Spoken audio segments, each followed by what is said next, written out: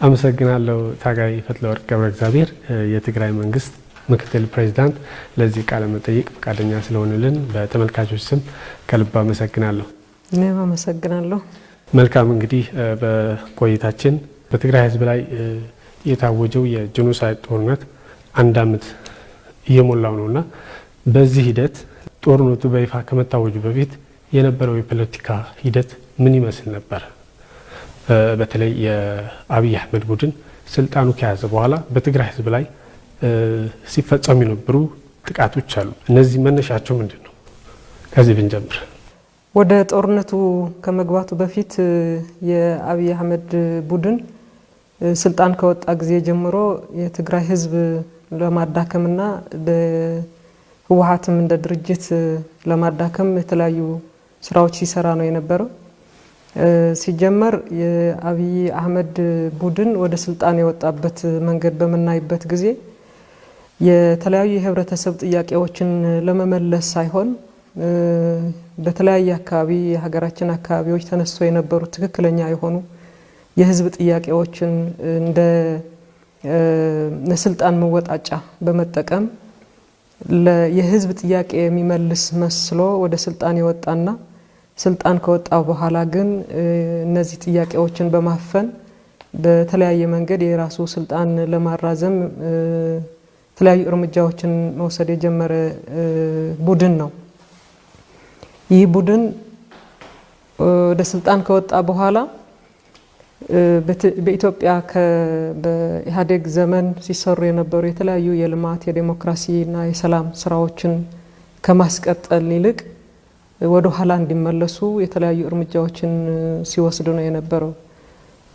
በአጠቃላይ እንደምናውቀው ስልጣን ከወጣ በኋላ በኢህአዴግ ዘመን የነበሩ የተለያዩ መልካም የሆኑ ስራዎች በማጥላላትና በማጠልሸት የጨለማ ዘመን እንደነበረ አስመስሎ በማቅረብ ከኢህአዴግ የበለጠ ለውጥ ለማምጣትና የተለየ ነገር ለመስራት እንቅስቃሴ እንደሚያደርግ ቃል የገባ ነበረ ወደ ስልጣን በሚወጣበት ጊዜ ማለት ነው።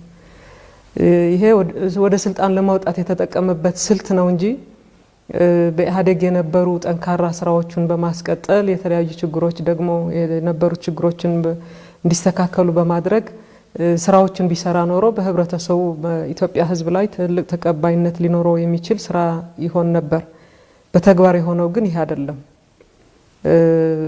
ማንኛውም በኢህአዴግ ጊዜ የተሰራ ስራ ቆሻሻ እንደሆነ አድርጎ በማቅረብ እሱ ግን የተለየ ስራ እንደሚሰራ መስሎ በመቅረብ ለተወሰነ ጊዜ ህብረተሰቡ ለማደናገር ጥረት ያደረገ ቢሆንም በተግባር ግን እንደታየው የትግራይ ጦርነት ከመጀመሩ በፊትም ቢሆን አጠቃላይ በኢትዮጵያ በተለያዩ አካባቢዎች ሰላም የተናጋበት በየአካባቢው ሰው የሚገደልበት ህብረተሰቡ ሰላም አጥቶ በቀዮ መኖር አጥቶት እየተፈናቀለ በተለያዩ አካባቢ በመቶ ሺዎች የሚቆጠሩ ህዝቦች ህይወታቸውን ምስቅልቅል የወጣበት ሁኔታ ነው የነበረው። ስለዚህ ሰላም ማስቀጠል አልቻለም፣ ልማት ማስቀጠል አልቻለም። ስለ አርሶ አደር ልማት፣ ስለ የከተማ ነዋሪ ከተማ ያለውን ወጣት የስራ እድል እንዲያገኝ ለማድረግ እነዚህ ነገሮችን እንደ አጀንዳ ታይቶ አይደለም በመንግስት እንቅስቃሴ ሲደረግባቸው የነበሩ። የሱ ፍላጎት ሌላ ነው። የአርሶ አደሩ አጀንዳ መሆኑን ከቀረ በቃ አብይ ወደ ስልጣን ከወጣ ጊዜ ጀምሮ ስለ አርሶ አደር የሚባል እቅድም አይወጣም። ለአርሶ አደር ለመደገፍ ተብሎ የሚሰራ ስራም የለም። በአርሶ አደር በሚሰራው ስራና እርሻ መሰረት በማድረግ ኢኮኖሚያችን ለማሳደግ ተጀምሮ የነበረውን እንቅስቃሴም ሙሉ በሙሉ ወደ ኋላ የተመለሰበት ሁኔታ ነው ያለው ማለት ነው። በከተማ ያለው የጥቃቅንና አነስተኛ ንግድ ተቋማትን በማጠናከር ለወጣቱ የስራ እድል እንዲፈጠር በማድረግ በኢኮኖሚው ሲሰሩ የነበሩ ስራዎችም ሁሉም ወደ ኋላ ተመልሰዋል።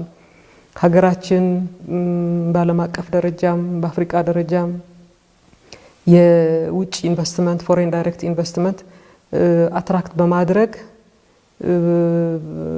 በመጀመሪያ ረድፍ ስትገኝ የነበረችውን ሀገር መሆኗን ይታወቃል። አብይ ከመጣ በኋላ ግን እነዚህ ሁሉ ነገሮች ወደ ኋላ ተመልሰው አሁን የውጭ ኢንቨስትመንት ሙሉ በሙሉ የደረቀበት ሁኔታ ነው ያለው ማለት እንችላለን። ኢኮኖሚው አብይ ወደ ስልጣን ከመውጣቱ በፊት በሁለት አሃዝ ወይም ዳብል ዲጂት ሲያድግ እንደነበረ ይሄ ኢትዮጵያ መንግስት ሲለው የነበረ ብቻ ሳይሆን በዓለም አቀፍ ተቋማት እንደ IMFም ወርልድ ባንክም ሌሎችም የመሰከሩት እድገት ነው የነበረው። ይህ ሁላ ቀርቶ አሁን የኢኮኖሚው ወደ ኋላ እድገቱ ኦልሞስት የቆመበት ሁኔታ ነው ያለው። በከፍተኛ የሆነ ሀገሪቱን ወደ ከፍተኛ የሆነ ኢኮኖሚ ቀውስ የገባችበት ሁኔታ ነው ያለው። የውጭ ምንዛሬ የሚባል በሀገሪቱ የለም እና በአጠቃላይ አብይ ወደ ስልጣን ከወጣ በኋላ በሀገሪቱ የነበረውን የልማት የዲሞክራሲ እና የሰላም ሁኔታ ሙሉ በሙሉ ተቀይሮ አሁን ኢትዮጵያ በዓለም አቀፍ ደረጃ ሰላሟን የተናጋ ሀገር ሆና እንድትታወቅ ነው ያደረገው። ልማቷን ወደ ኋላ የተመለሰች ሀገር፣ ቀውስ ውስጥ የገባች ሀገር ሆና በዓለም እንድትታወቅ ነው ያደረገው። ይሄ ሁሉ በኢህአዴግ ዘመን የነበረውን ነገር ሙሉ በሙሉ እንዲቀየር ያደረገው ሁኔታ ነው ያለው። ሀገራችን እንደሚታወቀው የውስጧ ሰላም ከማስጠበቅ አልፋ የተለያዩ ሀገሮችን ሰላም ለማስከበር የሰላም አስከባሪዎችን በመላክ በዓለም በከፍተኛ ደረጃ የምትታወቅ ሀገር ናት የነበረችው። ሀገራችን ውስጥ ምንም አይነት የሰላም ችግር የሚባል ነገር አልነበረንም። ከራሷ ተርፋ ለሌላም የምትሆን ሀገር ናት የነበረችው እና ይህ ሁሉ የቀረበት ሁኔታ ነው ያለው። ያኔ የነበረው መከላከያ ኃይል የህዝብ መከላከያ ነው የነበረው፣ የህዝብ ሰራዊት ነው የነበረው። ከህዝብ ጎን በመሆን በተለያዩ ስራዎችን የሚሰማራ የህዝብ ፍቅር የነበረው ሰራዊት ነው የነበረው በኢህአዴግ ዘመን የተገነባው የመከላከያ ኃይል ማለት ነው እና ኢህአዴግ በማፍረስ ኢህአዴግ የጀመራቸውን የተለያዩ ስራዎችን በማቋረጥ በራሱ መንገድ ጥገኛ በሆነ መንገድ ለመሄድ የተንቀሳቀሰውን አብይ አሁን በልማትም በሰላምም በዲሞክራሲም ሀገራችን በአጠቃላይ ወደ ኋላ እንድትመለስ ያደረገበት ሁኔታ ነው ያለው። በትግራይ የጀመረው ጦርነትም የዚህ ተቀጥያ ተደርጎ ነው መወሰድ ያለበት።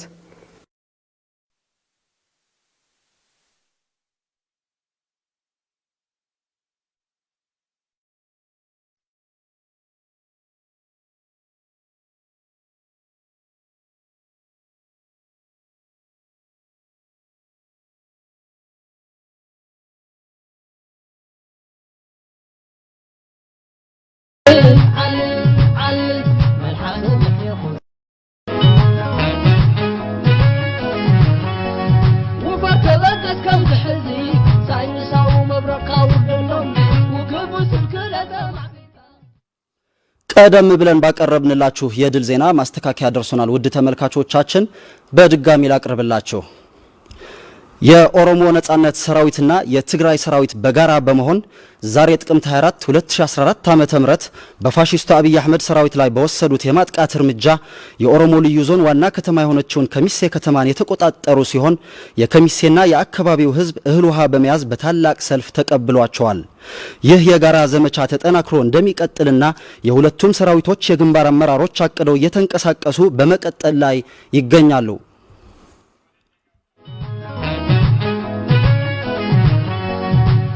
ተበከት ከም ዝሕዚ ሳይንሳዊ መብረቃዊ ደሎም ውግቡ ስልክለተ ማዕቢታ በስርተታት ከማር ዕዶም መርአያ መንነት ወዳቤኻ ኣብ ድፍዖም ዓልል ዓልል ዓልል መልሓስ ምሕይኹን ሰላምተኻ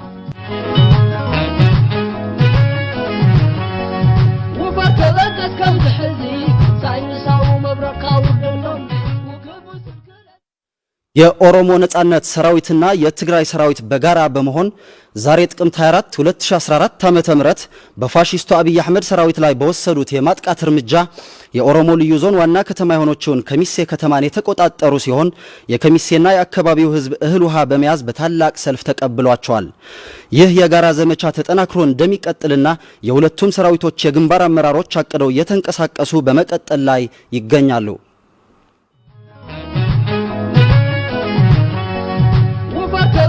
كم تحزي ساينساو مبركا ودنم وكبو سلكلة معبيتا بستتات كمار عدم مرأيا مننت ودابغا أو دفعم علل علل علل ملحانو محيخو سلامتك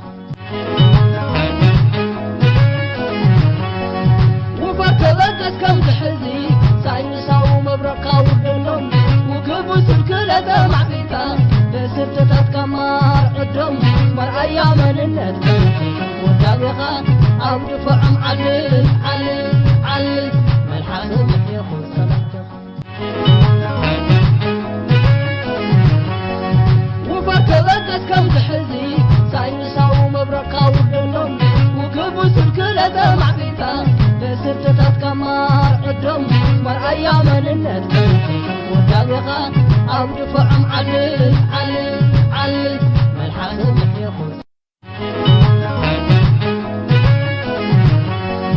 وفرتبكت كم تحزي ساينساو مبركا ودنم وكبو سلكلة معبيتا بستتات كمار عدم مرأيا مننت ودابغا أو دفعم علل علل علل ملحانو محيخو سلامتك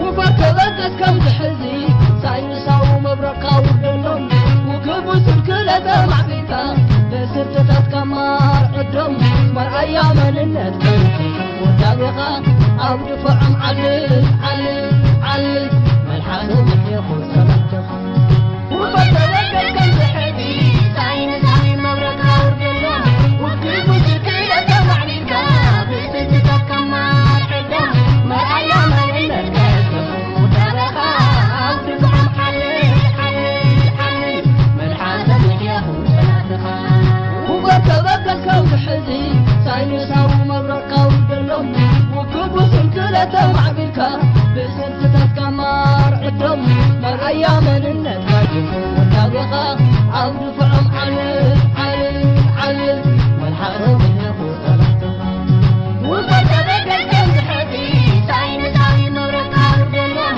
وكبو سلكلة معبيتا بستتات كمار عدم مرأيا مننت ودابغا أو دفعم علل علل علل ملحانو محيخو سلامتك عقل غامض عقمم مدينكا تبكر تعاطا باي كل حسكا بحر محمس تقرب ولادات مريضكا باررون أرض سمع عنقون داسيكا صبرم سرق أرض تلاقي بالكركا بتسبون شتو مبكس يدي مسندر قنصر كفاء حيل عكسا سعمو تفري تتغابق تدار حيل حادش ناري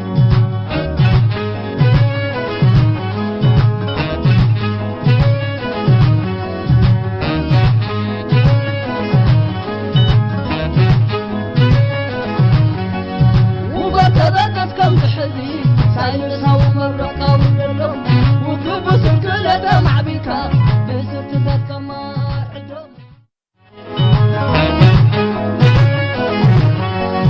وفرتبكت كم تحزي ساينساو مبركا ودنم وكبو سلكلة معبيتا بستتات كمار عدم مرأيا مننت ودابغا أو دفعم علل علل علل ملحانو محيخو سلامتك وفرتبكت كم تحزي ساينساو مبركا ودنم وكبو سلكلة معبيتا بستتات كمار ካብ ግንባር ዝበፅሐና ዝተኣረመ ዜና ዓወት ሰራዊት ግንባር ሓርነት ኦሮሞን ሓየት ሰራዊት ትግራይን ሎሚ ጥቅምቲ 24 2014 ዓመተ ምህረት ኣብ ልዕሊ ሰራዊት ፋሽስት አብይ አሕመድ ብዝወሰድዎ ሓብራዊ መጥቃዕቲ ናይ ኦሮሞ ፍሉይ ዞባ ዋና ከተማ ዝኾነት ከተማ ከሚሴ ዝተቆፃፀሩ እንትኾኑ ህዝቢ ከተማ ከሚሴን ከባቢኣን እኽለማይ ብምሓዝን ብሰልፍን ድሙቕ ኣቀባብላ ከም ዝገበረሎምን እዚ ናይ ሓባር ወፍሪ ተጠናኺሩ ከም ዝቕፅል ናይ ክልቲኡ ሰራዊት ኣመራርሓ ብሓባር ተሊሞም ንቕድሚት ይምርሽ ኣለዉ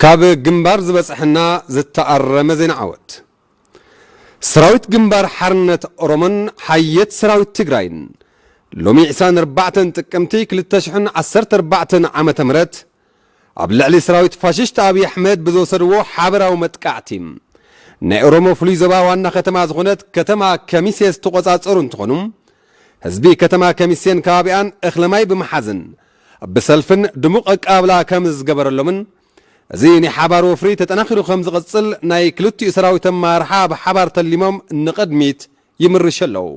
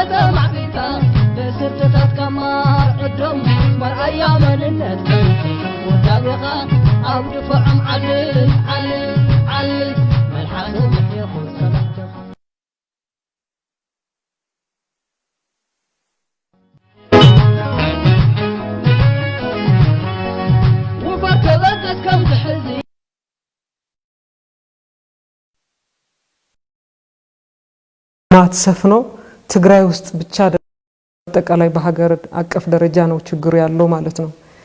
ይሄ ሆኖ አብይ በስልጣን ለመቆየት ህወሓት እንደ ድርጅት ያዘው አካሄድ ትክክል እንዳልሆነ የዓላማ ልዩነትም ጭምር እንዳለን በግልጽ በማስቀመጥ አካሄዱ ትክክል አይደለም ብሎ ሲቃወም የነበረ ድርጅት ነው። መጨረሻ ላይም ኢህአዴግ ፈርሶ ተደምረን ብልጽግና የሚባል ፓርቲን መርሰርታለን ብለው እንትን በወሰኑበት ጊዜ በግልጽ ህወሓት ትክክል እንዳልሆነ አካሄዱ በመቃወም የዓላማ ልዩነት እንዳለውም አስምሮ በማስቀመጥ የራሱ ዓላማ ይዞ የሚቀጥል ድርጅት እንደሆነ አሳውቆ የብልጽግና አባል እንደማይሆን በግልጽ ያስቀመጠ ድርጅት ነው እና እንደዚህ አይነት ድርጅት ህወሓት ቁጥጥር ውስጥ ያልገባ ድርጅት ማለት ነው። በአብይ ቁጥጥር ስር ያልገባ ድርጅት በትግራይ ያለ በየጊዜውም የትግራይ ህዝብ አብይ ሲያደርገው የነበረ ህገ መንግስት የማፍረስ እንቅስቃሴ እና በትግራይ ተወላጆች ላይ ሲያደርሰው የነበረው ብሔር ተኮር ጥቃት በመቃወም በሰላማዊ መንገድ የተለያዩ ተቃውሞችን ሲያሰማ የነበረ ህዝብ ነው እና በዚህ መንገድ የአብይ አካሄድ ትክክል እንዳልሆነ ሲቃወም የነበረ ህዝብና ድርጅት ነው። እንግዲህ በዚህ መልክ እነዚህ ድርጅቱንና ህዝቡን ካላጠፋ ስልጣን ላይ መቆየት አልችልም ብሎ በትግራይ ህዝብ ላይ ጦርነት ያወጀው። ምናልባት ይሄ ቡድን ገና ስልጣን ከያዘበት ጊዜ ጀምሮ እንዳሉት የተለያዩ የህገ መንግስታዊ ስርዓቱን ለመናድም በርካታ ስራዎች ይሰራ ነበር። ለምሳሌ ማንሳት እንችላለን። የሶማሌ ብሔራዊ ክልላዊ መንግስት በራሱ ኃይሎች በህዝብ የተመረጠውን አካል አስወግዶ የራሱ ምስለኔ አመራር የሾመበት ሂደት ነበር። ይህም የትግራይ መንግስትና ህዝብ ሲቃወሙት ነበር፣ ድምጻቸውን አሰምተዋል። ይህንና መሰል የፌዴራሊዝም ስርዓቱና የህገ መንግስቱ ፒላሮች የሚባሉ ሲጣሱ የነበሩ በወቅቱ ይከበሩ የሚል በርካታ ሰላማዊ ሰልፎች እንዲሁም መግለጫዎች በትግራይ መንግስትና ህዝብ ሲሰጡ ሲተላለፉ ነበር። ምናልባት እነዚህ ድምጾች ሰሚ ቢያገኙ አሁን የገባንበትን ጦርነት ማስቀረት ይችላሉ ብለው ያስባሉ? አዎ በአብይ ላይ የትግራይ ህዝብም ህወሓትም የነበራቸውን ተቃውሞ ሰሚ ቢያገኝ ኖሮ ትግራይ ውስጥ የተጀመረውን ጦርነት አይካሄድም ነበር ብቻ ሳይሆን አሁን ኢትዮጵያ የገባችበትን ምስቅልቅልም አትገባም ነበር።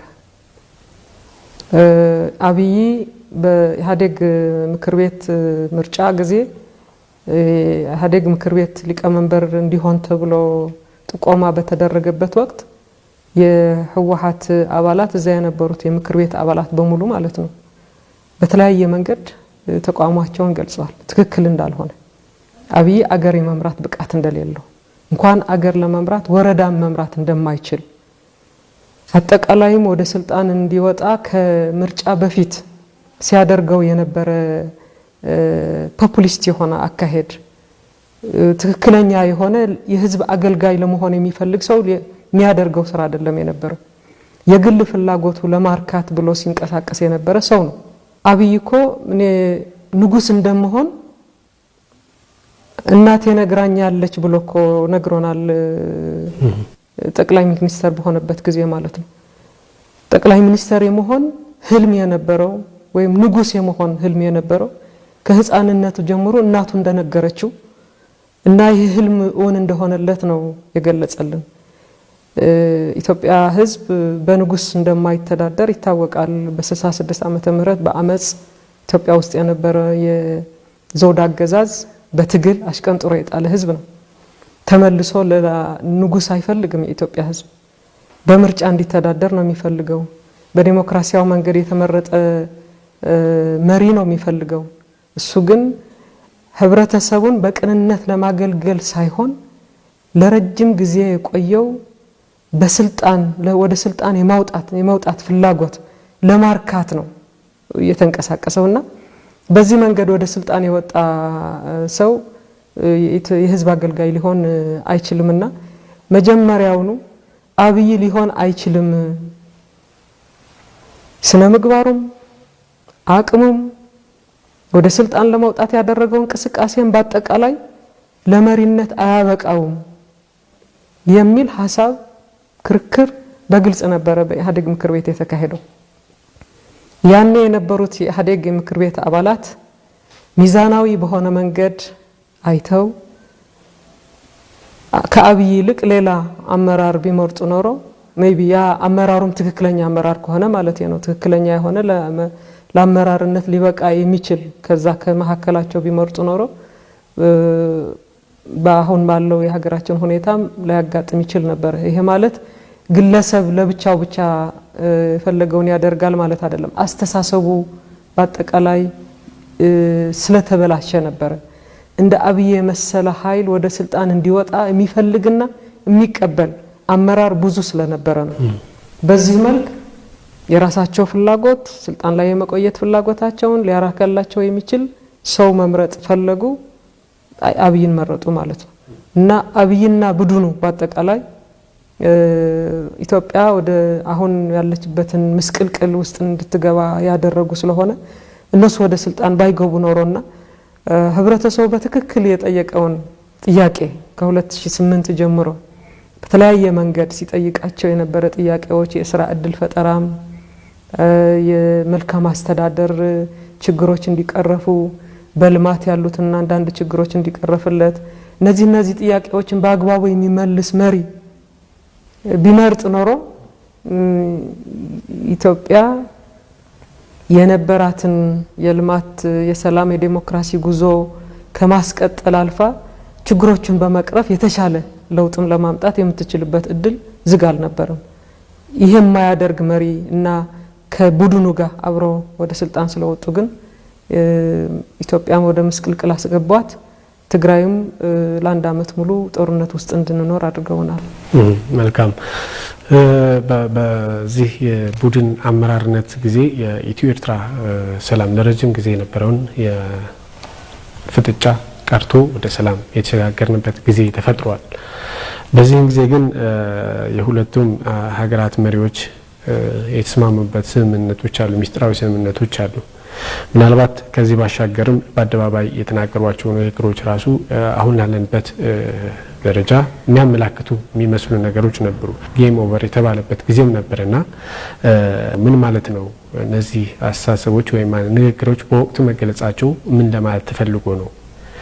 ግንኙነታቸውስ ምን መልክ ነበረው? የሁለቱ መሪዎች በተለይ ያው በኤርትራና በኢትዮጵያ መሪዎች መካከል የተፈጠረው ግንኙነት ሰላም ፈጥሯል ማለት አይቻልም። ጦርነት ነው የቀሰቀሰው። ጦርነቱ የትግራይ ህዝብን የማጥፋት ጦርነት ማለት ነው። ሲጀመር እነዚህ ሁለቱ መሪዎች ሲገናኙ በትክክለኛ መንገድ ለህዝብ ግልጽ በሆነ መንገድ የኢትዮጵያ ህዝብም የኤርትራ ህዝብም ምን አይነት ስምምነት እንዳደረጉ ምን ለማድረግ እንዳቀዱ እንዲያውቅ አላደረጉም። ከህዝብ እይታ ውጭ ነው ሁሉም ነገር፣ ግልጽነት የለውም እና በሚስጥር የተነጋገሩበት ነገር ሁለቱም ብቻ ነው የሚያውቁት። ነገር ግን አንዳንድ ጊዜ በሚናገሩት ነገርና ኋላ ደግሞ በተግባር በሰሩት ነገር በመናይበት ነገር ግን ሚስጥራቸው በኢትዮጵያና በኤርትራ መካከል ሰላም የማውረድ ሳይሆን ሁለቱም የተመካከሩበት ነገር ተደርጎ መወሰድ የሚችለው የሁለታችን የጋራ ጠላት አለን፣ እሱም ወያኔ ነው። ወያኔ ለማጥፋትና የትግራይ ህዝብ ለማጥፋት አብረን መስራት አለብን ብለው እንዳቀዱ ነው መገንዘብ የምትችለው ማለት ነው። ከአንዳንድ ንግግራቸውም ይሄ መሆኑን ማረጋገጥ ትችላለህ። የኤርትራ መሪ ኢሳያስ አፈወርቂ ያለው ነገር አለ። ከእንግዲህ በኋላ ወያኔ የለም፣ ተሸንፈዋል፣ ጌም ኦቨር ነው ብሎ ገና ጦርነት ከተመጀመሩ በፊት ነው የተናገረው። አላማው ወያኔ ህወሓት ማንበርከክ እንደሆነ በግልጽ ያስቀመጠበት ነው። ከዛም ባሻገር ባለፉት በሰላማዊ ጊዜ ማለት ነው ከደርግ ከተወገደበት ጊዜ ጀምሮ ላለፉት 27 ዓመታት በኢትዮጵያ ውስጥ የተሰሩ የተለያዩ ስራዎች አሉ በኢህአዴግ መሪነት። እነዚህ ስራዎች አይፈልጋቸውም ኢሳያስ። ኢንፋክት በተለያየ መንገድ ኢትዮጵያን ለማተራመስ ነበረ ሁል ጊዜ ሲያስብ የነበረው። የተለያዩ ስራዎችም ሲሰራ ነበረ። የታጠቁ ቡድኖችን በማሰማራትም ይሁን በተለያየ መንገድ ኢትዮጵያን ለማተራመስ የሚያስችሉ ስራዎች ለመስራት አቅዶ ሲንቀሳቀስ ነበረ። በኢህአዴግ ጊዜ ይህን እድሉ አላገኘም ነበር። ጦርነቱ ሲጀመርም መጀመሪያ የነበረው ከኤርትራ ጋር የተደረገው ጦርነት ኢትዮጵያ ራሱን ለማስተዳደር በተለያየ መንገድ በተዘዋዋሪ እሱ የፈለገው ነገር ኢትዮጵያ ውስጥ እንዲፈጸም ፍላጎት ስለነበረው ከዚህ የተነሳ ግጭት ነው ወደ ጦርነትም የተገባው እና ኢትዮጵያ ውስጥ እንደፈለገ ለማድረግ ይፈልጋል ኢሳያስ። ከኢትዮጵያ አልፎም በአጠቃላይ በአፍሪካ ቀንድ ተዋናይ እንዲሆን የመፈለግ ህልም አለው እና ከዚህ ፍላጎቱ በመነሳት ሁልጊዜ ሲያስብበት የነበረና በተለያየ መንገድ ይህንን ፍላጎቱ ለማሳካት ጥረቶች ሲያደርግ ነበር። እንደገለጽኩት በኢህአዴግ ጊዜ ይህን ነገር አልተሳካለትም። ግን ሁልጊዜ ኢህአዴግ ሲለው የነበረ ነገር ሻዕቢያ በተለይ ኢሳያስ ኢትዮጵያን የማተራመስ ፍላጎት አለው፣ ይህን እድል ስላልሰጠነው ነው ወደ ሰላምም መምጣት ያልፈለገው የሚል በተለያየ መንገድ ሲገለጽ የነበረበት ሁኔታ ነው ያለው። አብይ ወደ ስልጣን ከወጣ በኋላ ይህንን ተግባራዊ ለማድረግ የሚያስችል እድል አገኘ እና ኢትዮጵያ ውስጥ የነበረውን ፖለቲካ ስርዓት ኮምፕሊትሊ መቀየር አለበት የሚል ሐሳብ ነው የሰጠው። የፖለቲካ እጥበት መደረግ አለበት ነው ያለው። የወያኔ ሌጋሲ እንዳለ መታጠብ አለበት የሚል ነው በግልጽ የተናገረውና ምን ያህል ኢትዮጵያ ውስጥ እጁን አስገብቶ መፈትፈት እንደሚፈልግ ኢትዮጵያን ማተራመስ እንደሚፈልግ ገልጿል። ይህንን ሲያደርግ ግን ህወሓት ያለ ማድረግ እንደማይችል ስለሚያውቅ ህወሓት ማጥፋት አለበት። ህወሓት ለማጥፋትም የትግራይ ህዝብ ማጥፋት አለበት። በዚህ መልክ ነው የሁለቱም ፍላጎቶች እንትን የምንለው። ጤንነት ያለው ግንኙነት ቢሆን ኖሮ ደግሞ ለህዝብ ግልጽ ያደርጉት ነበር። በተደጋጋሚ ተጠይቀዋል። ግንኙነቱ የመሪዎች ግንኙነት ብቻ መሆን የለበትም። ህዝቦች መገናኘት አለባቸው። የህዝብ ግንኙነት ነው መሰረቱ መሆን ያለበት የሚል የትግራይ ህዝብ በተደጋጋሚ ጠይቋል። በስንት ግፊት ግንኙነት ከፈጠሩ ከተወሰነ ወራት በኋላ የሁለቱም ህዝቦች የሚገናኙበት መንገዶች ክፍት በሚሆኑበት ጊዜ በትግራይና በኤርትራ በኩል የነበረ ህዝብ የነበረውን ደስታ በጣም የሚገርም ነው። ምን ያህል ህብረተሰቡ አንድ የመሆን ፍላጎትና ተራርቆ ሳይወድ በግድ ተራርቆ እንደነበረ የሚያሳይ ነበር። ሲተቃቀፉ ሲሳሳሙ የነበረውን ፍቅር የነበረውን ደስታ በጣም የሚያደርግ ነበር። ልብ የሚነካ ነገር ነው የነበረው። ይሄን ከሆነ በኋላ ግን ከተወሰነ ጊዜ በኋላ እንደገና መንገዱን ተዘጋ። ለምን? ህዝቦች እንዲቀራረቡ አይደለም የሚፈልገው። የኤርትራ ህዝብ በብዛት ወደ ትግራይ መጣ። ትግራይ መጥቶ ምን አይነት ለውጥ እንዳላየ፣ ምን አይነት ዲሞክራሲ እንዳላየ፣ ምን አይነት ኖሮ ህብረተሰቡን እየኖረ እንዳለ አየ። ከኤርትራ ጋር ማነጻጸር ቻለ። ይሄ ነገር ሲቀጥል የኢሳያስ የስልጣን እድሜውን የሚያሳጥር ነው እና አልፈለገውም። በዚህ ምክንያት መንገዱን እንዲዘጋ ተደረገ። መንገዱ ሲዘጋ የኢትዮጵያ መንግስት ዝም ነው ያለው። ምክንያቱም ፍላጎቱ ስለሆነ ስለተነጋገሩበትም። መንገዱን ሲዘጋ ለምንድን ነው የተዘጋው?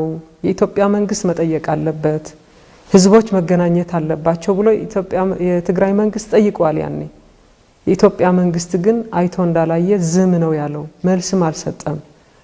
ይሄ የሆነበት ምክንያት የትግራይና የኤርትራ ህዝብ እንዲገናኙ ስለማይፈለግ ነው እና ግንኙነቱ ድሮም የሁለቱም መሪዎች ግንኙነት እና ፍላጎታቸውም ወያኔ የሚሉትን የጋራ ጠላት ለማጥፋትና የትግራይ ህዝብ ለማጥፋት ነው እንጂ በኢትዮጵያና በኤርትራ መካከል ሰላም ለማስፈን አልነበረም። ሁለቱ መሪዎች ከተገናኙ በኋላም የትግራይ ህዝብ ብቻ ሳይሆን በአጠቃላይ በኢትዮጵያ ደረጃም ሰላም የለም። ስለዚህ ግንኙነቱ ሰላም አምጥተዋል ማለት አንችልም። ምናልባት ግንኙነታቸው ለማየት ስንሞክርም ወታደራዊ ዝግጁነት እንደነበር የሚያመላክቱ አንዳንድ ሁኔታዎች አይተናል። ለምሳሌ ሚስጥራዊ የሚባለውን የኢትዮጵያ አየር ኃይል የኤርትራው ፕሬዝዳንት ወይም ኢሳያስ አፈወርቂ መጥቶ የጎበኘበት ሁኔታዎች ነበሩ። ምናልባት የትግራይ የዘር ማጥፋት ጦርነት ሊጀመር አካባቢ የአብይም የኤርትራ ወታደሮች ማሰልጠኛ ሄዶ ሳዋ ማሰልጠኛ ወታደሮች ያስመረቀበት ሁኔታ ነበርና ይሄ ለዚህኛው አሁን በትግራይ በዚሁ ላለፉት 1 ዓመት ሲፈጸም የነበረው የዘር ማጥፋት ጦርነት ከፍተኛ ዝግጁነት ሲያደርጉበት እንደነበር የሚያመላክቱ መረጃዎች ናቸውና ይህን አይተን ምናልባት ትግራይ ውስጥ ገብተው የፈጸሙት ኢሰብአዊ ድርጊቶች አሉ። ጾታዊ ጥቃቶች፣ ረሃብን እንደ ጦር መሳሪያ ተጠቅመዋል። በርካታ የትግራይ መሰረተ ልማቶች አውድመዋል፣ ዘርፈዋል። እንዲሁም ኢኮኖሚያዊ አቅሙ የህዝቡ ኢኮኖሚያዊ አቅም መፍጠሪያ የሚባሉ ተቋሞችም ዘርፈዋል፣ አውድመዋል። የእነዚህ ሁለት ኃይሎች ጥምረት ዓላማው ምንድን ነው? በትግራይ ህዝብ ላይ የፈጸሙት ተግባርስ በምን መልኩ ነው መገለጽ የሚችለው? እነዚህ ሁለት ኃይሎች ጥምረት እንደገለጽኩት የጋራ ጠላታቸውን የመደምሰስ የጋራ ጠላታቸው ማለት ደግሞ የትግራይ ህዝብ ነው። ትግራይ ህዝብ ለማጥፋት ነው ሁለቱም በጋራ የዘመቱት ማለት ነው። ስለዚህ የወታደራዊ ጉብኝቱ እዛ ሂዶም አንዱን መሪ ሌላ ቦታ ላይ ሂዶ የወታደራዊ በምስጢር ሊያዙ የሚገባቸው ነገሮችን ሂዶ የመጎብኘት ነገር ከዛ በላይም የጋራ ስምምነት ስላላቸው አንድ ሆነው እየሰሩ ስለሆነ ይሄ ትልቅ ነገር አይደለም። በጋራ ነው ስምሪታቸው። እዚህ ኢትዮጵያ ውስጥ መጨረሻ ላይ ጦርነት ለመጀመር ከፍተኛ የሆነ ዝግጅት በሚያደርግበት ጊዜ በተመሳሳይ ኤርትራም ተመሳሳይ የሆነ ወታደራዊ ዝግጅት ሲደረግ ነበር። የሚያስፈልጋቸው የጦር መሳሪያም ሌላም ወደ ኤርትራ ሲጓጓዝ እንደነበረ እኛ የምናውቀው ብቻ ሳይሆን ዓለምም አጋልጦታል። ይሄ በመረጃም የተደገፈ ነገር ነው ማለት ነው። ስለዚህ ሁለቱም በጋራ የትግራይ ህዝብ ለማጥፋት ከፍተኛ የሆነ ዝግጅት ሲያደርጉ የነበሩ ኃይሎች ናቸው። ጦርነቱ ያካሄዱት ዘር የማጥፋት ጦርነት ስለሆነ ዘር ማጥፋት የሚያስችላቸው ነገሮች በሙሉ ወስደዋል። ይሄ ቀላል ጦርነት አይደለም። ዝም ብሎ በሁለት የተወሰነ በድንበርም በአንዳንድ ነገሮችም የሚደረጉ ግጭቶች አይነት አይደሉም። ይሄ ዓላማው ለየት ያለ ነው። ለየት ያለ ዓላማ ያለው ጦርነት ነው የታወጀብን። ህዝብ እንደ ህዝብ የማጥፋት ዓላማ ያለው ጦርነት ነው። ስለዚህ ከዚህ የተነሳ በጣም ብዙ ነገር በትግራይ ህዝብ ላይ በጣም ብዙ ግፍ ነው የደረሰው። ተዘርዝሮ የሚያልቅ ነገርም አይደለም። መሰረተ ልማታችን እንዳለ ወድመዋል። ትግራይ ውስጥ የነበሩ የተለያዩ የልማት ተቋማት፣ የተለያዩ ፋብሪካዎች ተነቅለው ተወስደዋል። ምን ያህል ስምምነት እንደነበራቸው የትግራይ ህዝብ ለማጥፋት የጋራ እምነት እንደነበራቸው በጋራ ሆነው እንደተሰማሩ የሚያሳይህ የኢትዮጵያ ጀነራል ቆሞ እያለ ትግራይ ውስጥ ያሉት ፋብሪካዎች ነቅለው የኤርትራ ወታደሮች ይወስዱታል። የኢትዮጵያ ጀነራል ቆሞ ያስነቅላል፣ አስነቅሎ ይልካል ወደ ኤርትራ። የትግራይ ህዝብ ሲጨፈጨፍ በጋራ ሆነው ነው የጨፈጨፉት። የትግራይ ሴቶች ሲደፈሩ በጋራ ሆነው ነው የሰሩት። የትግራይ መሰረተ ልማት ሲወድም በጋራ ሆነው ነው የሰሩት። ስለዚህ የጋራ ስራ ነው። ምን ያህል ሌላ ይቅርና ምንም የኢትዮጵያዊነት የሚባል ስሜትም እንደሌላቸው የትግራይ ህዝብ እንደ ኢትዮጵያዊ እንደማይወስዱት ነው ይሄ የማያሳይ እንጂ ከሌላ ሀገራስ ወታደር አስመጥተህ የራሴ ነው የምትለው ህዝብ ይህን ያህል ግፍና በደል አታደርስም። እና በጋራ ሆነው ነው የሰሩት። የጋራ ጠላታቸው አድርገው የወሰዱት ደግሞ የትግራይ ህዝብ ነው።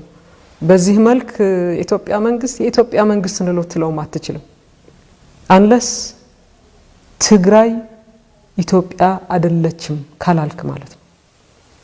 ኢትዮጵያ ትግራይ አይደለችም ካላልክ ኦኬ በትግራይ ላይ የፈጸመውን በደል ወይም ሌላ የኤርትራ ወታደር በማምጣት በጋራ ሆነው በደንብ በእቅድ ተስማምተውና ተዘጋጅተውበት የጀመሩትን ጦርነትና ያካሄዱትን ወረራ ወደ ሌላ ሀገር ነው ለማለት ትችላለህ። ካልሆነ ግን የራሴ ሀገር ነው የምትለው የራሴ ህዝብ ነው የምትለው በዚህ ደረጃ ከውጭ ወራሪ ኃይል በጋራ በመሆን የራስህን ህዝብ አታስወርርም። እና ራሱ ይሄ ኢትዮጵያ መንግስትም ኢትዮጵያው ነው ልትለው የማትችልበት ሁኔታ ነው። መልካም። ምናልባት በአንድ ወቅት ይህን ጦርነት እየተካሄደ በነበረበት ጊዜ የካቲት ወር ይመስለኛል የፊንላንድ ውጭ ጉዳይ ሚኒስትር የአውሮፓ ህብረት መልእክተኛ ሆነው ወደ ኢትዮጵያ የመጡና ከኢትዮጵያ መሪዎች ጋር ይነጋገራሉ። ስለ ጉዳዩ ስለ ትግራይ ጉዳይ ይነጋገሩና እኚህ የውጭ ጉዳይ ሚኒስትር የኢትዮጵያ መሪዎች አሉኝ ብለው ለሚዲያዎች እንደተናገሩት የትግራይ ህዝብ ለመቶ ዓመታት ወደ ኋላ እንመልሰዋለን መልሰን እናጠፋዋለን ብለው ነግረውኛል ብለው ለሚዲያ ተናግረዋል። ይሄ እንዳለ ሆኖ የትግራይ ህዝብ ግን የደረሰበት ግፍና ጭፍጨፋ ሳያንበረከከው ጠላቶቹን ለመደምሰስ ሜዳ ወርዶ ታግሎ እዚህ ደረጃ ላይ ደርሷል። አብዛኛው የትግራይ አካባቢ ከጠላቶች ነፃ ወጥቷል። ሰላም ሰፍኗል ትግራይ ላይ። አሁንም እየገሰገሰ ነው፣ የትግራይ ሰራዊት እየገሰገሰ ነው። የዚህ ድል ሚስጥር ምንድነው ይላሉ? የትግራይ ህዝብ ድል ሚስጥሩ ህዝባዊነቱ ነው። ምንም እንትን የለውም። የያዘው ጥያቄ ፍትሃዊ ጥያቄ ስለሆነ ነው። ትግራይ ህዝብ እንደ ህዝብ ዘር የማጥፋት ጦርነት ነው የታወጀበት። ህብረተሰቡ ደግሞ አልጠፋም ብሎ ለመብቱ ፍትሃዊ የሆነ ጥያቄን አንግቦ ነው እየታገለ ያለውና የድሉ ሚስጥር ይሄ ነው። ከዚህ ውጭ ሌላ ሊሆን አይችልም። ብዙ ጊዜ እናሸንፋቸዋለን ብለው በሚናገሩበት ጊዜ ከተወሰነ ዓመታት በፊትም ጀምሮ ማለት ነው የትግራይ ህዝብ 5 ሚሊዮን ነው። ሌላው ህዝብ ኢትዮጵያ ህዝብ ከ100 ሚሊዮን በላይ ነው እና ይሄ ከ100 ሚሊዮን በላይ የሆነ ህዝብ ለ5 ሚሊዮን አንድ ቀንም ላይፈጅበት ይችላል ያጠፋዋል ይያሉ በተለይ ዋነኛ የሆኑ ጸረ ህዝብ የሆነ አመለካከት ያላቸው ኤሊቶች እና የነሱ መሳሪያ የሆኑት ባለስልጣናት በተለያየ መንገድ ሲናገሩት የነበረ ነገር ነው። ነገር ግን እነሱ ብዙ ስለሆኑ የትግራይ ህዝብ ጥቂት ስለሆነ አይደለም ዋናው ነገሩ። ጥያቄው ፍትሃዊ ጥያቄ ነው። እንደ ዘር እንዲጠፋ ነው የታወጀበት። የትግራይ ህዝብ ደግሞ እንደ ዘር አልጠፋም ብሎ ነው እየታገለ ያለው። እነዚህ ጠላቶች ማጥፋት አለብኝ ብሏል።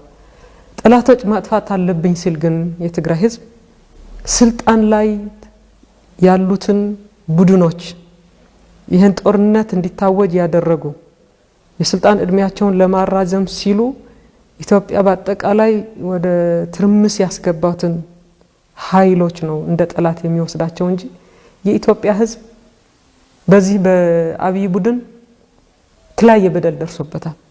በአጠቃላይ የኢትዮጵያ ህዝብ ማለት ነው ሰላሙን ተናግተዋል። ወደ ድህነት ነው እየገባ ያለው። የጀመረውን ልማት ተቋርጦ በተለያየ መልክ የሚገለጽ ኢኮኖሚ ቀውስ ውስጥ ነው እየገባ ያለው። ተገናጽፎት የነበረ ተለያየ ዴሞክራሲ የነበረውን ችግር ቀርፎ የተሻለ ዴሞክራሲ ከመገንባት ይልቅ ዴሞክራሲውን ከማጎልበት ይልቅ ወደ ኋላ እንዲመለስ ነው ያደረገው። የተለያዩ ፖለቲካ ፓርቲዎች መሪዎቻቸውን ታስረዋል። በነጻነት መንግስት መቃወም አይቻልም። ሚዲያዎች በአጠቃላይ ሙሉ በሙሉ መንግስት ያለውን ነገር የሚደግሙ ናቸው። ምንም የተለየ ሀሳብ ማስተናገድ የሚችሉበት ሁኔታ የለም። በአጠቃላይ ስናየው የኢትዮጵያ ህዝብ በከፍተኛ ደረጃ እየተጨቆነ ነው ያለው። ኢኮኖሚውን ከፍተኛ ችግር ውስጥ ነው ገብቶ ያለው። ይህን ችግር እየፈጠሩት ስልጣን ላይ ያሉት ጥቂት መሪዎች ናቸው። ብዙ ጊዜ ጠላት በምንልበት ጊዜ በተለይ አንዳንድ ኤሊቶች እና ትምክተኞች የሚጠቀሙበት ለነዚህ ስልጣን ላይ ያሉት ኃይሎች የተጠቀምንበትን ተርሚኖሎጂ ወይም ቃላት ለህዝብ እንደተባለ አስመስለው በማቅረብ ለማደናገር ጥረት ያደርጋሉ። ለምሳሌ ብሔራዊ ጭቆና ነበረ እንላለን። ብሔራዊ ጭቆና ነበር በምንልበት ጊዜ በብሔሮችና ብሔረሰቦች መካከል እኩልነት አልነበረም ማለት ነው። አሁንም የትግራይ ህዝብ በከፍተኛ ደረጃ ከብሔራዊ ጭቆና ማልፎ ከፍተኛ የሆነ እንደ ዘር እንዲጠፋ ተፈርዶበት ነው ስራ እየተሰራ ያለው ማለት ነው። ይህን ያደረገው ግን ህዝብ አይደለም። ከአማራ ህዝብ ለምሳሌ የትግራይ ህዝብ ምንም ያጣላው ነገር የለው። የአማራ ህዝብ ልክ እንደ ትግራይ ህዝብ አርሶ አደሩ፣ የከተማ ነዋሪው እንደ ማንኛውም የትግራይ ህዝብ እሱም ህዝብ ነው። የተለያየ ጉዳት እየደረሰበት ነው ያለው። እንዲያውም በማያምንበት ጦርነት እንዲገባ እየተደረገ ለፍትሃዊ ላልሆነ ነገር እንዲሞት እየተደረገ ነው ያለው። ልክ እየተደረገ ያለውን ጦርነት በገዢዎችና ወይም ስልጣን ላይ ያሉት አካላትና የትግራይ ህዝብ መሆኑን በመሸፈንና ሌላ መልክ በማስያዝ ልክ በትግራይ ህዝብና በአማራ ህዝብ መካከል እየተደረገ እንዳለ አስመስለው በማቅረብ የአማራ ወጣት ፋኖ የተለያየ ህብረተሰቡ ክፍል ዝመት እየተባለ በጦርነት ላይ የማገዱት ናቸው ያሉት። የትግራይ ህዝብ ግን ከአማራ ህዝብ ጋር ምንም አይነት ጥላቻ የለውም፣ ኖሮትም አያውቅም። ድሮም ቢሆን ጭቆና ነበር በምንልበት ጊዜ የአማራ ህዝብ ጨቁነናል ብለን አናቅም። ብዙ ጊዜ ይዋሻሉ። ልክ ህወሓት የአማራ ህዝብ እንደ ጠላት አድርጎ ሲያስተምርበት እንደነበረ በህዝብ ላይ ይህን አይነት አስተሳሰብ እንዲሰርጽ እንዳደረገ አስመስለው ያቀርባሉ። ይሄ ሙሉ በሙሉ ውሸት ነው።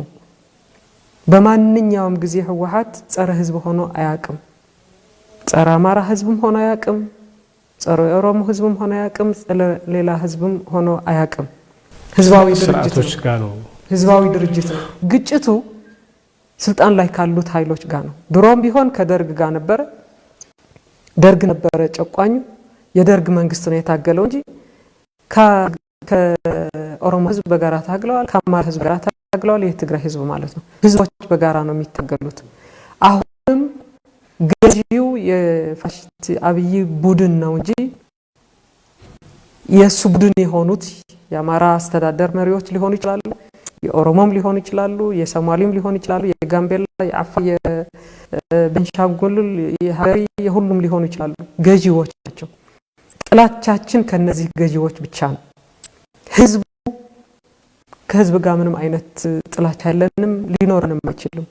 ችግር ያደረሰብን ህዝብ አይደለም እና ሁልጊዜ ህዝብ ከህዝብ ጋር ማጋጨት ስለሚፈልጉ ያልሆነ ትርክት አምጥተው ህወሓት እንደዚህ ሲል ነበር፣ አሁንም አማራ ህዝብ ጠላት ነው፣ በህዝቦች መካከል ሊያደርግ ይፈልጋል ብለው ያቀርባሉ እና በአጠቃላይ የጦርነት በህዝቦች መካከል እንዳልሆነ ግልጽ መሆን አለበት። ጦርነቱ በትግራይ ህዝብና በገዢው የፋሽስት አብይ ቡድን ብቻ ነው። የድሉ ምስጢርም ጸረ ህዝብ ስላልሆነ ነው ትግሉ። ህዝብማ ታግለ ቆይታችን አትችልም። ህዝብ ጊዜ አሸናፊ ነው። የትግራይ ህዝብ እያሸነፈ ያለው ምክንያቱ ምንድነው? እያደረገው ያለውን ትግል ከጨቋኞች ለገዢዎች ይህንን ችግር ላደረሱ ስልጣን ላይ ላሉት ቡድኖች እነሱ ያሰማራቸውና የላኳቸው ወታደሮች ከነዚህ ጋር የሚደረግ ፍልሚያ ስለሆነ እነሱ ወራሪዎች ናቸው። ግፍ ለማድረስ ነው የተሰማሩት።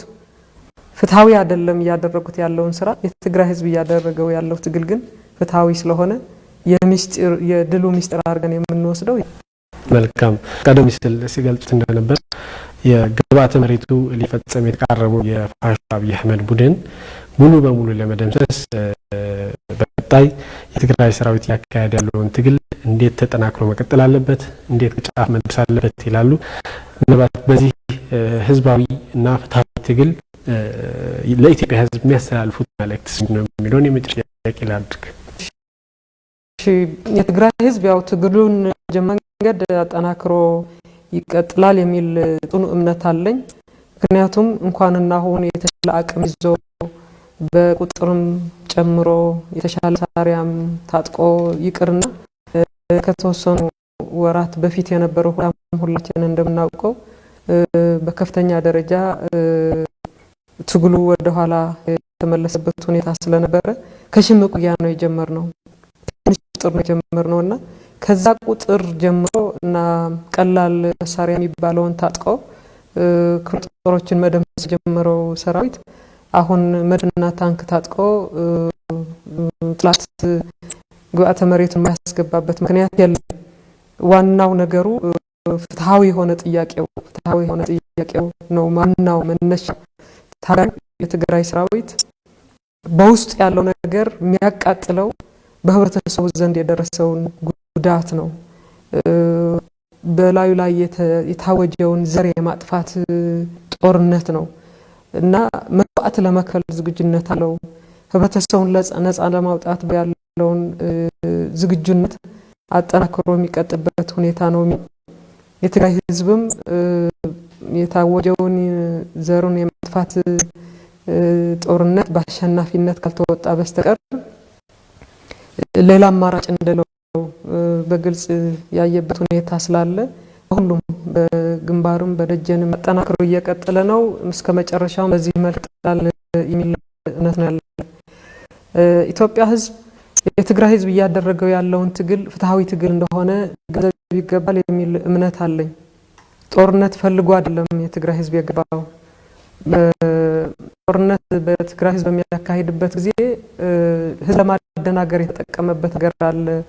ሆን ብለው ራሳችን ጦርነት እንደጀመር ነው በሰሜን እዝ ላይ ነው ጦርነት የመሩት እና ህግ ማስከበር ስራ ነው ብሎ ነው ህዝብን ለማደናገር በጣም ሰፊ ስራ ይሰራል።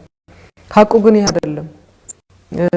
ጥቅምት 24 ጦርነት ከመጀመሩ በፊት ከፍተኛ የሆነ ወታደራዊ ዝግጅት ሲደረግ እንደነበረ በየአካባቢ ያለው ህዝብም ራሱ ሊሆን የሚችል ይመስለኛል።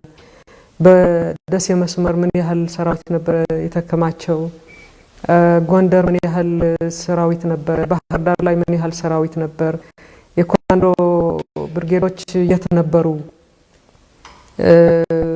ዝግጅት ሲደረግ ነበር ከጥቅምት 24 በፊት የሚል እኛ ሳይሆን እዛ አካባቢ ያለው ህዝብ ምስክር ሊሆን ይገባል የሚል እምነት አለን። እኛ እንዲያውም በዚህ ያለ ጦርነት ተዘጋጀንበት ሁኔታ ስላልነበረ ድን ሆነብን ሁሉም ነገር ማለት ነው።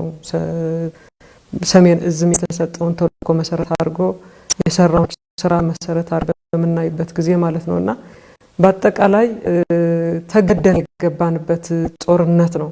በርግጥ ተገደን ወደ ጦርነቱ ከገባን በኋላም ይሁን ከዛ በፊት ቢሆን ወደ ጦርነት መግባት የለብንም፣ ጦርነት ለማንም አይጠቅምም ብሎ የትግራይ ህዝብና የትግራይ መንግስት በተደጋጋሚ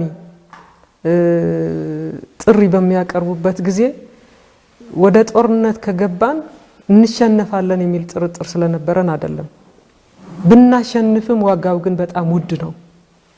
ብዙ መስዋዕት ከከፈልን በኋላ ብዙ ጉዳት ከደረሰ በኋላ ነው ጦርነቱን ማሸነፍ የምንችለው። እንደምናሸንፍ ጥርጥር አልነበረንም። ምክንያቱም ፍትሃዊ የሆነ ጥያቄ ነው ያለን። ህብረተሰቡ እንደማይገዛ እናውቃለን። አስገድዶ በኃይል ገዛሃለሁ የሚል ኃይል እሺ ብሎ እንደማይቀበል የትግራይ ህዝብ ይታወቃል። ጦርነቱ ደግሞ መግዛት ብቻ ሳይሆን እንደ ህዝብ መጥፋት አለብህ የሚል ጦርነት ስለሆነ ለዚህ እንደማይቀበለው የትግራይ ህዝብ የሚታወቅ ነገር ነው እና ወደ ጦርነቱ ይገባል፣ ብዙ ዋጋ ይከፍላል። መጨረሻው ግን ፍትሃዊ ስለሆነ ጥያቄው ያሸንፋል። የሆነውም ይሄ ነው። ወደ ጦርነት የገባ ነው ግን ተገደን እንደሆነ ግልጽ መሆን አለበት። ወደ ጦርነቱ ከመጀመሩ በፊትም በግልጽ አብይ በቴሌቪዥን መስኮት ወጥቶ አስፈራርቶናል። ምርጫ ካካሄድን በኋላ ማለት ነው። የትግራይ እናቶች ታለቅሳላችሁ፣ ህንጻዎች ይፈርሳሉ፣ ህፃናት ይሞታሉ ብሎ እኮ ተናግሯል። ይሄ ማለት ምን ማለት ነው? ያልኳችሁ ነገር እየሰማችሁ አይደለም? በኃይል አንበረክካችኋለሁ ነው፣ ጦርነት አወጃለሁ ነው። ስለዚህ በዚህ መልክ የተጀመረ ጦርነት ነውና የትግራይ ህዝብ ላይ የታወጀውን ዘር የማጥፋት ጦርነት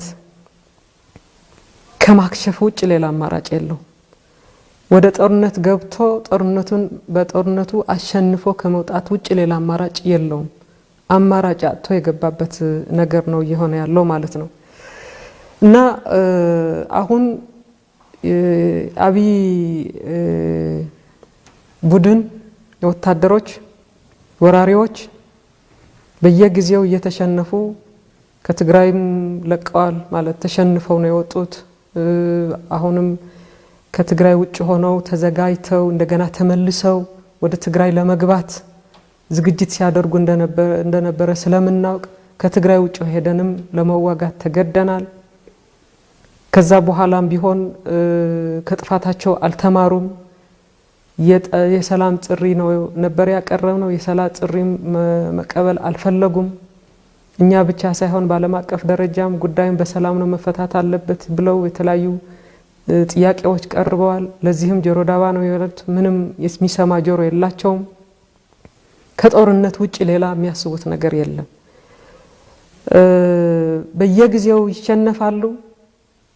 ትንሽ ራቅ ብለው እንደገና ተዘጋጅተው ተመልሰው ለማጥቃትና ተመልሰው ወደ ትግራይ መጥተው እንደገና የትግራይ ህዝብ ላይ ግፍ ለማድረስ የተለያዩ ዝግጅቶች እያደረጉ ነው እስካሁን ድረስ እየሰሩ ያሉት ማለት ነው። እኛ ደግሞ የሰላም ጥሪያችንን ካልተቀበሉ እኛ ያቀረብነው የሰላም ጥሪ ብቻ ሳይሆን በዓለም አቀፍ ደረጃም የቀረቡ የተለያዩ ጥረቶች የሰላም መፍትሄ እንዲያገኝ በክርክር በውይይት እንዲፈታ መደረግ አለበት የሚሉ ጥያቄዎችን አንቀበሉም እስካሉ ድረስ ጦርነትን ከማስቀጠል ውጭ ሌላ አማራጭ የለንም። እየተደረገ ያለው ጦርነት ግን ሌላ መልክ ለማስያዝ የተለያዩ ጥረቶች እያደረጉ ነው ያሉት። ጦርነቱ ቀደም ብዬ እንደገለጽኩት በትግራይ ህዝብና በገዢዎች መካከል ነው። ገዢዎች የሚያሰማሯቸውን ወራሪ ወታደሮች ማለት ነው። በእነዚህ መካከል ነው ውጊያው እየቀጠለ ያለው። ይህ ሆኖ ሳለ ግን ልክ ከሆነ ባዕድ ሀገር የሆነ ኃይል እንደመጣ ትግራይ እንትን ምንድነው ኢትዮጵያ ለማዳን እንዘምታለን እንደዚህ እንሆናለን እያሉ የተለያዩ ቅስቀሳዎች እያካሄዱ በማያቋርጥ ሁኔታ በዚህ ፍትሃዊ ያልሆነ ጦርነት ውስጥ ወጣቱ እንዲገባ እያደረጉ በቂ የሆነ ስልጠና ሳይሰጠው በቂ ትጥቅ የሌለው በቁጥርም ቢበዙም ግን መሳሪያ የሌለውም ጭምር እያስገቡ በጣም ብዙ ሰው እንዲሞት ነው እያደረጉ ያሉት። ይሄ ከፍተኛ ጉዳት ነው። እኛም ያሳዝናል። በጦርነቱ ላይ የሚሞቱትን የትግራይ ወጣቶች ብቻ አይደለም፣ በጦርነቱ እየሞቱ ያሉት በማይጠቅማቸው ጦርነት ገብተው ዝም ብለው ምንም ለነሱ በማይጠቅም ጦርነት ውስጥ ገብተው እየሞቱ ያሉት ኢትዮጵያውያን ወጣቶችም አሳዛኝ ነው።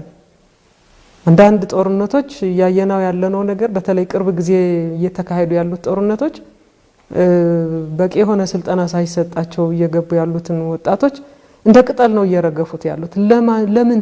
ለምን ተብለው የአብይ ቡድን የፋሽስት አብይ ቡድን ስልጣን ላይ እንዲቆዩ ለማድረግ ለምን ኢትዮጵያውያን ወጣቶች ይሞታሉ? ኢትዮጵያ የምትድነው በእንደዚህ አይነት ጦርነት አይደለም። ኢትዮጵያ ማዳን የሚፈልግ ወደ ክርክር መምጣት አለበት። ኢትዮጵያን ማዳን የሚፈልግ ዴሞክራሲያዊ የሆነ ሁኔታ ተፈጥሮ የተለያዩ ኃይሎች ተወያይተው የኢትዮጵያ ችግር ምንድነው ብለው በጋራ ሆነው በሚያስቀምጡት መፍትሄ ነው ኢትዮጵያ መዳን የምትችለው። የፖለቲካ መሪዎችን በማሰር በውጊያ በኃይል የሚቃወምህን በመጨፍለቅ የሆነ ተቃውሞ ያሳየውን በሙሉ በኃይል በመደፍጠጥ ኢትዮጵያ ማዳን አይቻልም እና የኢትዮጵያ ሕዝብ ልጆቹን ወዳልሆነ ጦርነት መላክ የለበትም።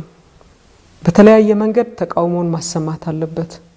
ልጆቻችን ለኢትዮጵያ ሕዝብ በማይጠቅም ጦርነት ነው እያስገባችሁ እንዲጨርሱ እያደረጋችሁ ያላችሁ ብሎ መቃወም አለበት እና በዚህ መልክ ህብረተሰቡ ሚናውን መጫወት አለበት የሚል እምነት አለኝ። ዘላቂ መፍትሄ ማግኘት የሚቻለው በውይይት መሆኑን ሁሉን ሊገነዘበው ይገባል። በኃይል የሚደረግ ነገር የለም። ሁሉም ፖለቲካዊ ፓርቲዎች የሚሳተፉበት፣ የተለያዩ ህብረተሰብ ክፍሎች የሚሳተፉበት፣ ኢትዮጵያውያን በጋራ ቁጭ ብለው ተወያይተው ችግሮቻቸው ምን እንደሆነ አንድ ባንድ አስቀምጠው የችግሮቻቸውን መፍትሄ በጋራ በተስማሙበት ነው በዘላቂ ተስማምተው መስራት የሚችሉት እንጂ በዚህ መልክ በኃይል የሚሆን ነገር የለም። ሀገሪቱን ይበልጥ እንድትበታተን የሚያደርግ አካሄድ ነው አብይ እየተከተለ ያለው የሚል ግንዛቤ ሊወሰድበት ይገባል የሚል እምነት ነው ያለኝና ይህን መሰረት አድርጎ ኢትዮጵያ ህዝብም ድርሻውን እንዲወጣ የሚል ሀሳብ ነው ያለው። አመሰግናለሁ። ታጋይ ፈትለወርቅ ገብረ እግዚአብሔር የትግራይ መንግስት ምክትል ፕሬዝዳንት ለሰጡን ሰፋ ያለ ማብራሪያ ቃለ መጠይቅ ከልብ አመሰግናለሁ። በተመልካቾች ስም እኔም አመሰግናለሁ።